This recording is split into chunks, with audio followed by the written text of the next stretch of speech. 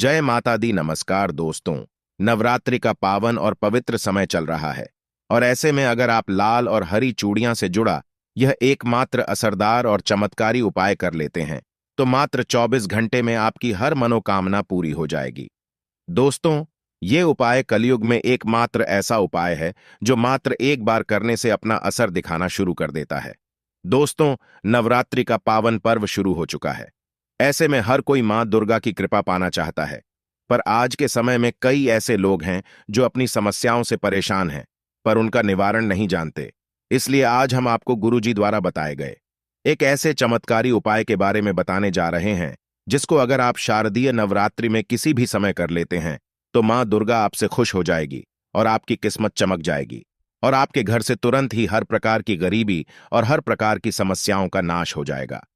दोस्तों, ये उपाय आपको जरूर करना चाहिए क्योंकि ये ही एकमात्र ऐसा उपाय है जो कि आपको जल्द से जल्द धनवान और मालामाल बना देगा। इसलिए इस आसान से असरदार उपाय को जानने के लिए वीडियो को आखिर तक जरूर देखें। और दोस्तों, अगर आप भी अपने जीवन में माता रानी की कृपा पाना चाहते हैं तो वीडियो को लाइक करके कमेंट में जय माता दी लिखना ना भूलें। और अगर आपने अभी तक एस्ट्रो सच चैनल को सब्सक्राइब नहीं किया है तो चैनल को जरूर सब्सक्राइब कर ले। दोस्तों, नवरात्रि में मां दुर्गा के 16 श्रृंगार किए जाते हैं। साथ ही विवाहित महिलाएं भी इन दिनों में अच्छे से सज धज कर मां की पूजा करती है। मां दुर्गा के 16 श्रृंगार में फूलों का श्रृंगार भी एक है। इसे काफी शुभ माना जाता है। कहते हैं फूलों की महक मन को ताजगी देती है, घर में सकारात्मकता का विकास होता है। ऐसी मान्यता है कि इससे घर में सुख और समृद्धि आती है और अखंड सौभाग्य का वरदान भी मिलता है। यही वजह है कि भारतीय संस्कृति में 16 श्रृंगार को जीवन का अहम और अभिन्न अंग माना गया है। नवरात्रि में मां को श्रृंगार का चढ़ावा चढ़ाने के अलावा महिलाओं को भी इस दौरान 16 श्रृंगार जरूर करना चाहिए। ऋग्वेद में भी सौभाग्य के लिए 16 श्रृंगार का महत्व बताया गया है।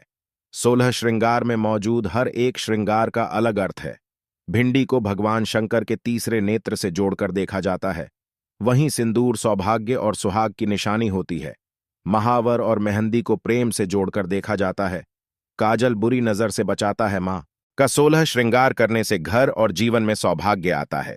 जीवन में खुशियां ही खुशियां आती हैं और जीवन साथी का स्वास्थ्य अच्छा बना रहता है। इसी तरह श्रृंगार में लाल और हरी चोरियों का भी अलग महत्व है।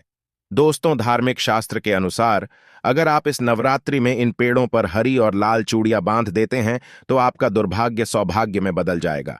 कैसी भी आपकी गरीबी हो, कैसी भी आपकी परेशानी हो, कष्ट हो, तकलीफ हो, जीवन में जो समस्याएं चली आ रही हैं वह सारी समस्याएं समाप्त हो जाएगी। और केवल नवरात्रि के में ही अगर आप यह उपाय करते हैं और चूड़ी अगर इनमें से किसी भी वृक्ष पर बांध देते हैं तो आपकी जन्म जन्मांतर की गरीबी भी मिट जाएगी और एक ही बार उपाय करने से आपकी हर मनोकामना पूर्ण हो जाएगी। तो दोस्तों, वह वृक्ष कौन से हैं और वह उपाय क्या है, आइए जानते हैं। दोस्तों, प्रथम वृक्ष है शमी का वृक्ष। शमी के वृक्ष के बारे में ध्यान से सुनिए। शमी का वृक्ष माता पार्वती एवं भगवान भोलेनाथ जी का मिश्रित रूप कहा जाता है। दोस्तों, शमी के वृक्ष को उमा महेश्वर भी कहा गया है और नवरात्रि के दिनों में शमी के वृक्ष पर माता पार्वती और भगवान भोलेनाथ जी का वास माना जाता है। इसलिए नवरात्रि में संध्या काल के समय इस वृक्ष को छूने से सभी दोष कष्ट परेशानियां समाप्त हो जाती हैं।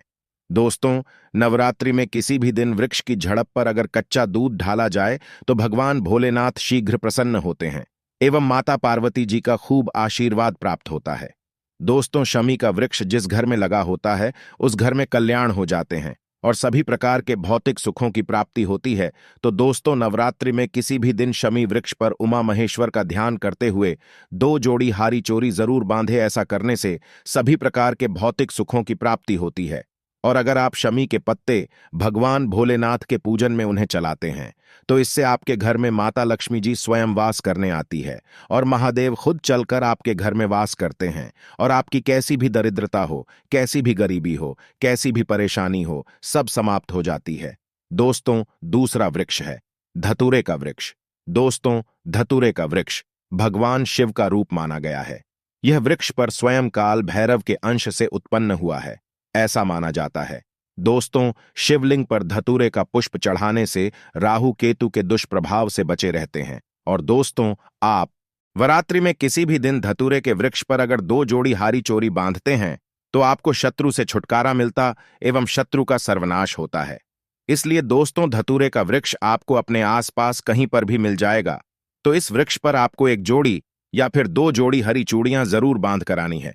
दोस्तों, तीसरा वृक्ष है बेलपत्र यानी बेल का वृक्ष। दोस्तों, इस वृक्ष पर स्वयं महादेव और माता पार्वती वास करती है, तो नवरात्रि में किसी भी दिन एक थाली में आप हरी जुड़ी ले ले और जितनी भी श्रृंगार की चीजें हैं यह ले ले, और अगर आप एक लाल फीते या एक हरे फीते के सहारे लाल चूड़ी को ले जाकर इस वृक्ष पर बांध देती है, तो फिर देखिए कैसे चमत्कार होता है। आपकी कैसी भी मनोकामना हो, कैसी भी इच्छा हो, भगवान भोलेनाथ एवं माता पार्वती तुरंत पूरी कर देते हैं। दोस्तों, अगर आप इस वृक्ष पर चूड़ियां नहीं बांध सकती, तो आप क्या करें कि आपके आसपास कहीं पर भी अगर मदार का वृक्ष मिल जाए, तो आप मदार के वृक्ष में भी एक जोड़ा हरी चोरी जरूर बांधे, क्योंकि इस वृक्ष पर भी स्वयं महादेव वास करते हैं। अगर आपको यह भी नहीं मिलता, तो आप केले के वृक्ष में इस बांध सकती है, क्योंकि इसमें में भी स्वयं भगवान विष्णु निवास करते हैं और माता लक्ष्मी जी वास करती है। तो आप जरूर जाकर एक जोड़ा हरी चोरी बांधे और कैसी भी मनोकामना हो, कैसी भी परेशानी हो, वह तुरंत पूरी हो जाएगी। वहीं दोस्तों, अब हम आपको इस नवरात्रि में लौंग से जुड़े कुछ चमत्कारी उपाय के बारे में बताने जा रहे हैं जिनको करने से आपकी किस्मत जाग उठेगी। घर में क्लेश दूर करने के लिए, जिस घर में हमेशा लड़ाई झगड़ा होता रहता है और क्लेश रहता है, वहां एक पीला कपड़ा लेकर उसमें एक जोड़ी लौंग बांधकर घर के किसी कोने में लटका दें।